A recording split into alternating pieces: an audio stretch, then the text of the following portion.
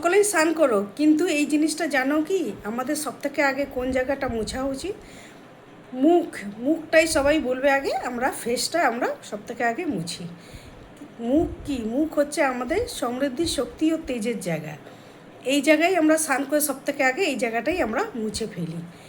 মুখের দিকে কি করে সবাই সবথেকে আগে কোন দিকটা দেখে? আমাদের মুখের দিকটা দেখে।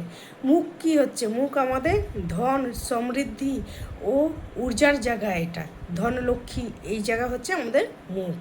মুখের দিকেই আমাদের সবাই কি করে? মুখের দিকটাই আমাদের তাকায়।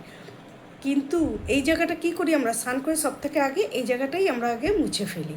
কিন্তু স্নান করে সবথেকে আগে আমাদের পিঠের দিক আমাদের মোছা উচিত। পিঠ হচ্ছে দারিদ্রতা। পিঠের মধ্যে কী থাকে? দারিদ্রতা। দারিদ্র হচ্ছে মা লক্ষ্মীর বড় বোন।